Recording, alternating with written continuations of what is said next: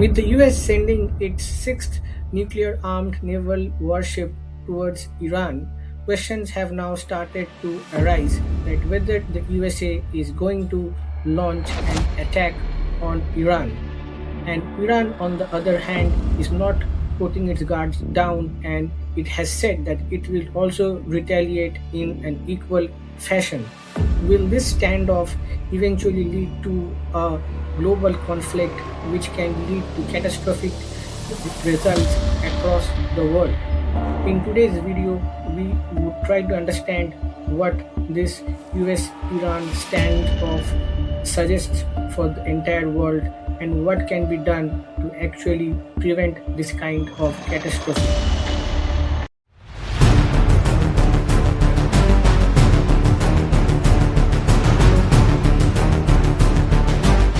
Right now, as we speak, the Middle East is holding its breath. You could almost feel it.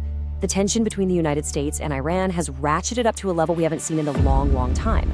We've got military forces moving, threats flying back and forth. We are quite literally on the brink.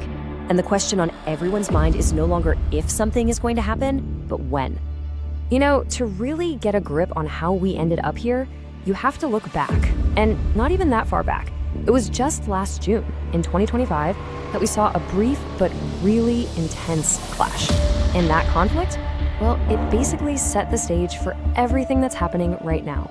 It's a history that's hanging over every single decision being made in Washington and Tehran today. And the signs are unmistakable. President Trump himself used the phrase massive armada to describe the US naval force that's currently steaming towards Iran. I mean, we're talking about the USS Abraham Lincoln, a nuclear-powered aircraft carrier, at the head of a full strike group. This isn't just flexing. This is a very clear, very loud signal of intent. The pieces are definitely being moved into place on the chessboard. So that brings us to the big question from the American side of things. What's the endgame here? Is all of this just a way to force Iran into a deal? Or are we looking at the opening moves of an actual war? Well, a lot of analysts, and interestingly, even some Iranian military officials, are calling this a textbook example of gunboat diplomacy. The idea is simple, but incredibly risky. You apply overwhelming pressure from every angle, military, economic, you name it, to try and force your opponent to the negotiating table, all without, hopefully, starting a full-blown conflict. It's a high-stakes game of chicken. And if you look at the specific military hardware being moved in, it tells a really interesting story. This isn't just about offense. Sure, you've got the carriers, jets, and destroyers with Tomahawk cruise missiles ready for long-range strikes. But look closer. You've also got Patriot and THAAD batteries. These are defensive shields designed to knock down incoming missiles. And you've got EA-18G Growlers, which are built specifically to jam and take out enemy air defenses. So this is a force designed not just to throw a punch, but to absorb one too. But what's the most extreme option being talked about? Well, according to some former national security officials, it's not a full-scale invasion. It's something much more targeted, and maybe even more inflammatory: a decapitation strike. The objective? To kill or capture the Supreme Leader himself. I mean, wow. An operation like that would be absolutely unprecedented, and a massive, massive escalation. And this pressure cooker has a timeline. President Trump's own words are being seen as both a warning and a deadline. The message couldn't be clearer. Get to the table, make a deal, or get ready for something that will make last summer's conflict look like a minor skirmish. Okay, so that's the view from Washington. Let's flip the board around. How does all of this look from Tehran's perspective? What's their plan if the US actually pulls the trigger? And this is absolutely crucial to understand. For Iran's leadership, this isn't just another geopolitical chess move. They see a potential American attack, especially one aimed at their supreme leader, as an existential threat. And that changes everything. When a government believes its very survival is on the line, you can bet their response is going to be massive, and probably with very few rules. And let's be clear, Iran's threats have teeth. This isn't a bluff.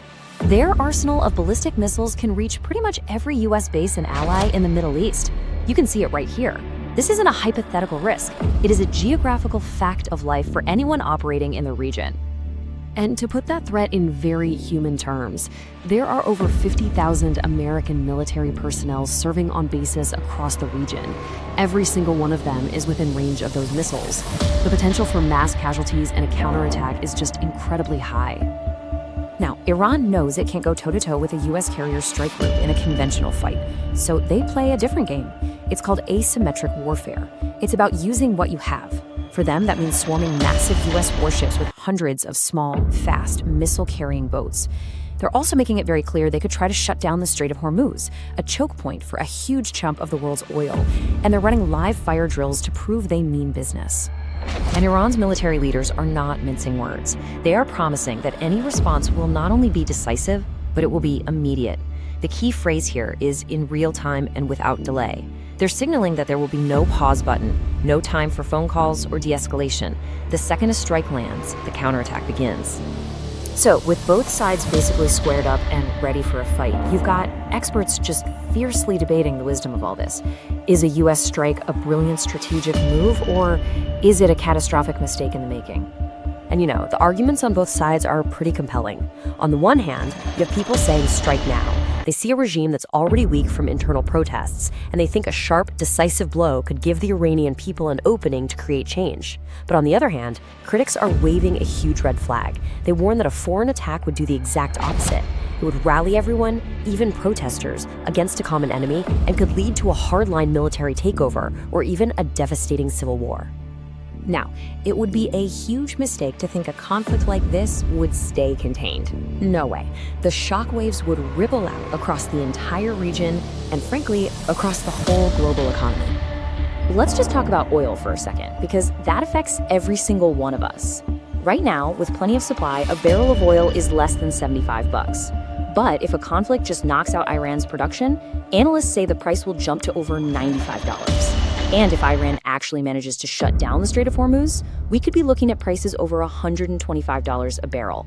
That's the kind of economic shock that could easily trigger a global recession. This is how a fight over there hits your wallet over here. And the danger goes way beyond oil prices. You'd see immediate airspace closures and massive disruptions to commercial flights. All shipping in the Persian Gulf would become a high-risk gamble. You could expect a huge wave of cyber attacks hitting critical infrastructure. And of course, all those Iranian-backed militias scattered across the region would almost certainly get the green light to start hitting U.S. diplomatic and military targets. So at the end of the day, we're left staring into this fog of immense uncertainty. We have two sides, both posturing, both claiming they're ready for a fight, but the real consequences of that fight are impossible to predict.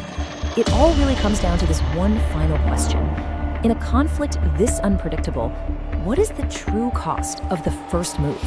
Because that's a price that might be far higher than anyone is ready to pay.